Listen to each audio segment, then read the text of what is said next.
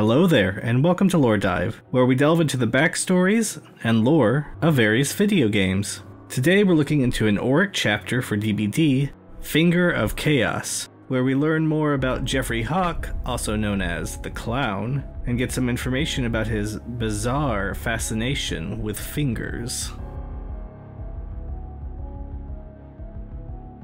Time to finish this. Kill the bastard, right now. Geoffrey Hawke makes his move, rounds the corner of his trailer. He squints, sees footprints in the soft ground. Bingo. Crouches low, belly skimming over the dirt. A crowd roars from the circus tent 300 yards away. He uses the sounds to conceal his movement. Then he sees it, the shadow of his chosen victim. Focus. Bring on the carnival of carnage. He shifts his weight to his back foot and springs. I'll shred you up good, you son of a bitch! He grabs the raccoon, ripping the creature from his trash can. They tumble. Garbage spills to the ground. Sharp pain and dull discomfort as he rolls through broken glass, cigarette butts and half-eaten corn dogs. This is the last time you invade my trash! The raccoon twists, snaps at air until finding a fat chunk of flesh. Ah, damn it! Geoffrey loses his grip, recovers just in time to grab a bushy tail. He's on the defensive, swings the animal around, whirling it like a lasso. He loses his grip. The raccoon soars through the air, reaching incredible heights. The squealing, thrashing silhouette of the woodland creature flies over the backdrop of a full moon. Majestic. It arcs downwards and lands safely in a tree. Blast it all to hell! With a furious hiss, the raccoon scurries into the foliage and disappears. Scram, you hairball!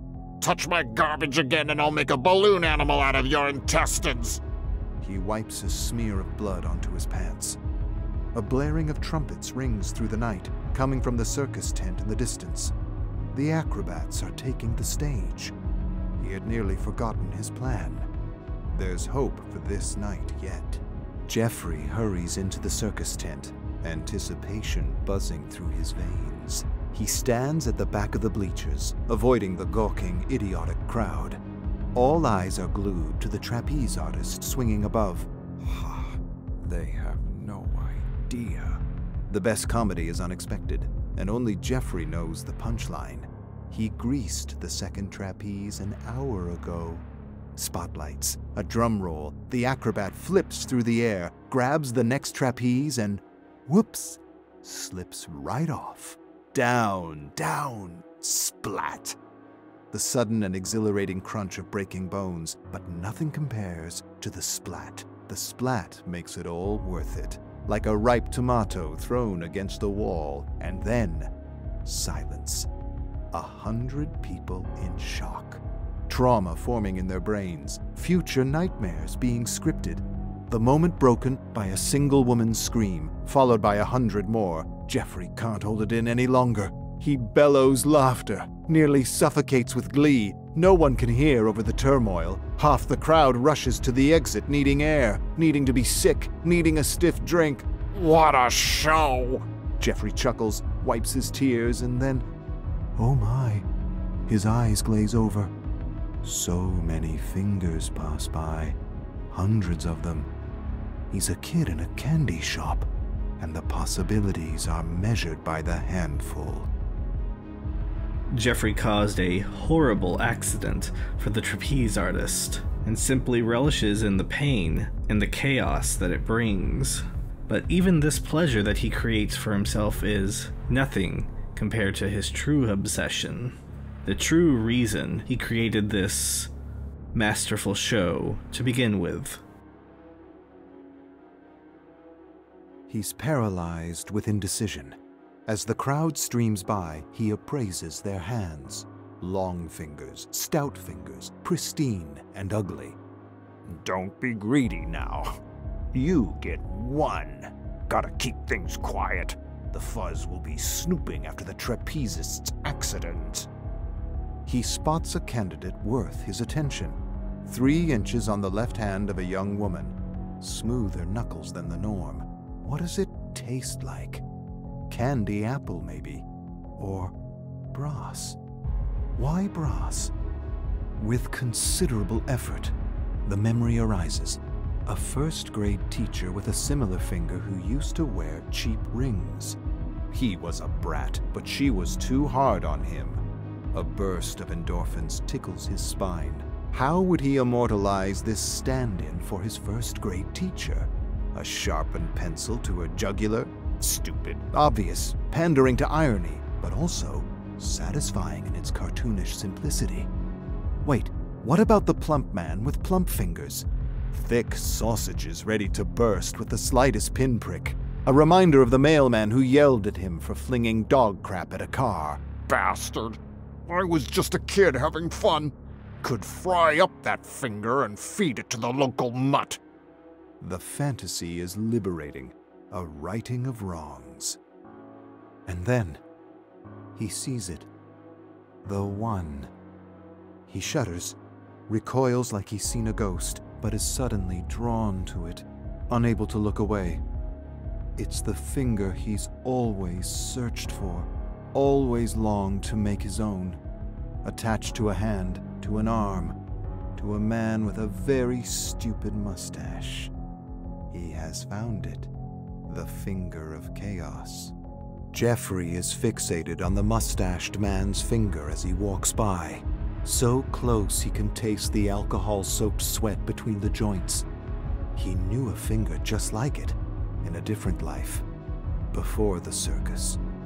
He's 7 years old, in his bedroom, playing with a plastic army man. He throws it against the wall, bites its head till his tooth hurts. But then, the unexpected. Chaos awakens. His father shouts from the living room with a booming voice. Jeffrey retreats to his closet. He hears his father coming down the hall, each step louder. Hide! He buries himself under a pile of dirty clothes and shuts his eyes. The closet door swings open. The odor of cheap beer floods in as a large hand grabs him, pulls him. Why? Why, you little shit? Branson says you kicked his damn dog. That true? Jeffrey's too afraid to say the words forming in his head. It's true. I walloped the smelly mutt good. Don't know why. Just something like a reaction. Don't get twisted about it. Ain't nothing different I could have done. His father shoves his finger straight into Jeffrey's face. Speak up, you damned idiot! You think I want to be stuck with you? The finger. Thick, oddly straight. A knuckle with ridges upon ridges of loose skin. A chipped nail that lends it personality. Your mom would have hated you. You listening? Jeffrey can't look his father in the eyes. He retreats to his imagination. Hack off his finger, Jeffrey. Make Dad cry. Make the blood spurt. Point the finger right back in his face and laugh. Laugh, Jeffrey. His father looks ready to burst as his face reddens. This funny to you? You some kind of clown? Keep laughing and see what happens. And though Jeffrey fears his punishment, he can't get the bloody thoughts out of his head. So he laughs and laughs. Jeffrey examines Mustache's finger as the crowd jostles around the circus tent. On his hand, a finger, thick, oddly straight, knuckles with ridges of loose skin, and yes, even a chipped nail. It may not be the original, but damn, it'll do nicely.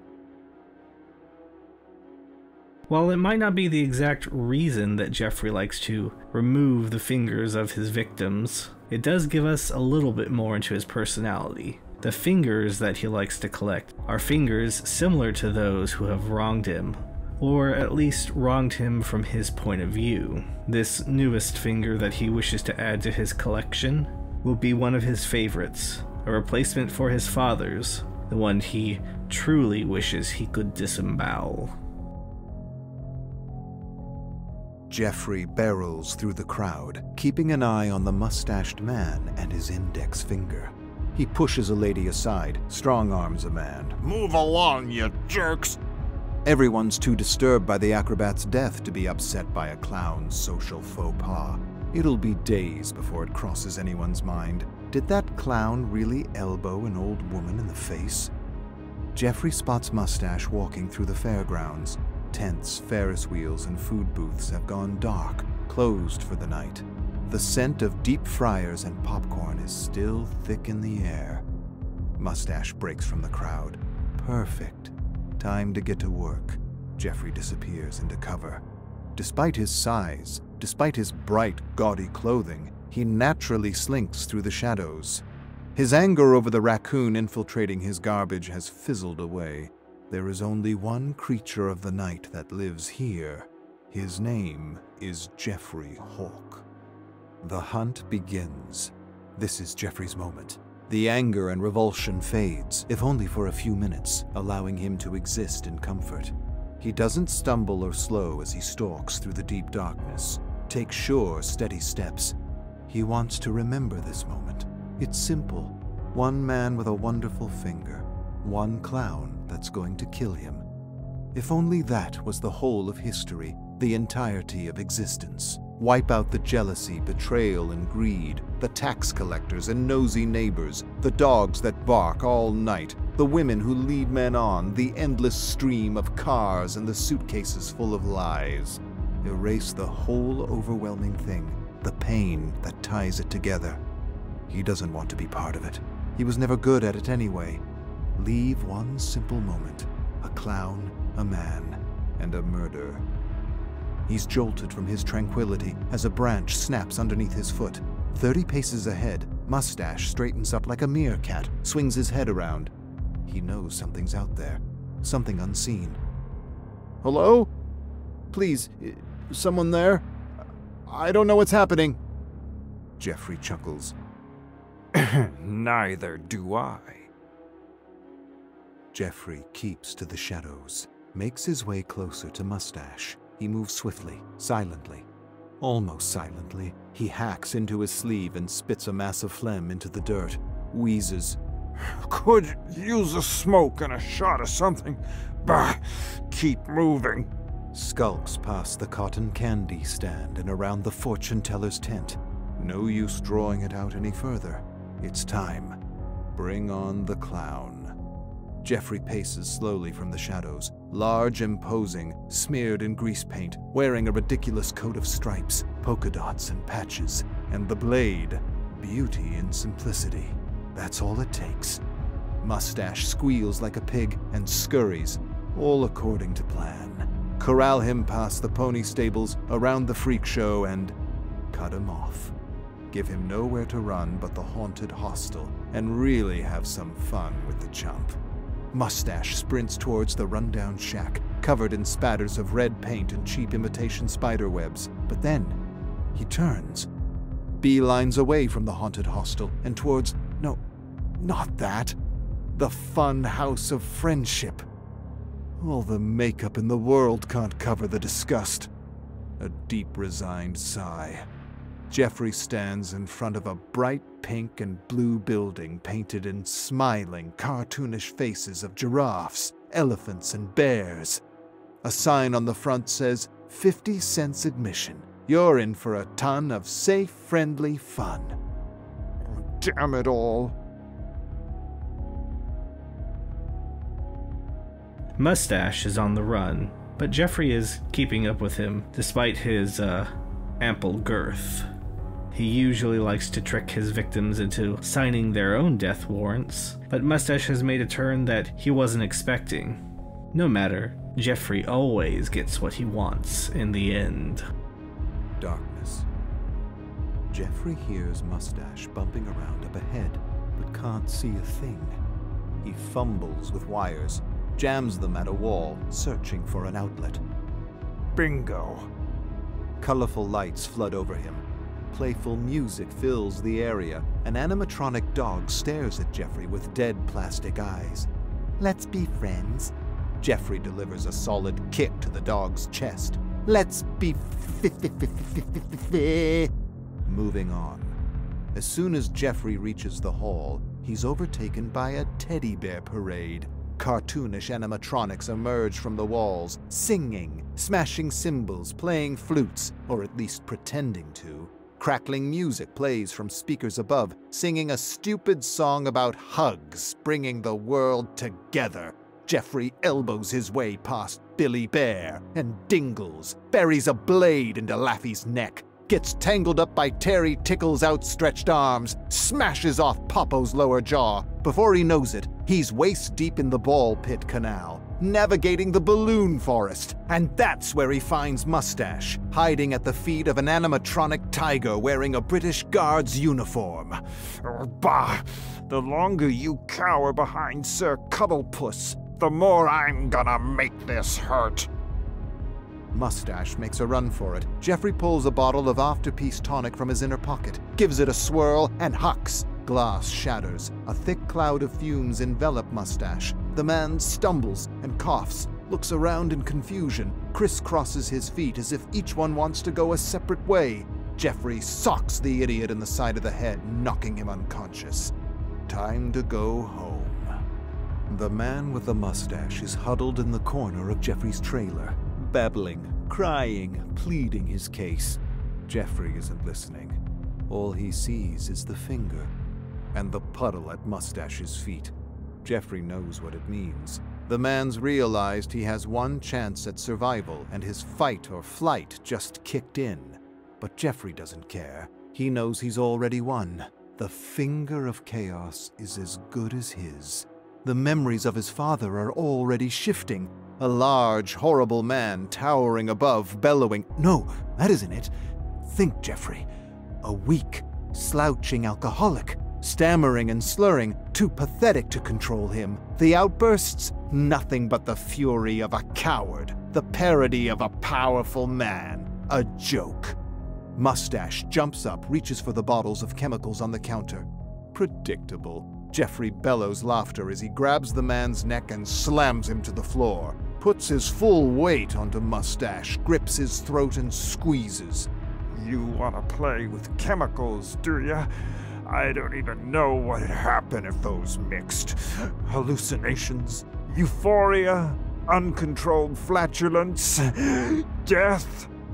Jeffrey thinks this over as he repeatedly smacks Mustache's head into the floor. They all sound like hilarious endings, and why not add some uncertainty to the mix?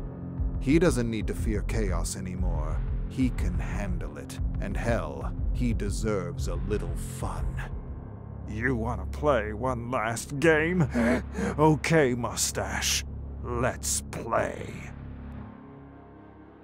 And with that, another finger for Jeffrey's collection. But this one is the finger. At this point, there is no saving Jeffrey, or any resemblance of his past life. All that remains is the haunted cackling of a monstrous clown.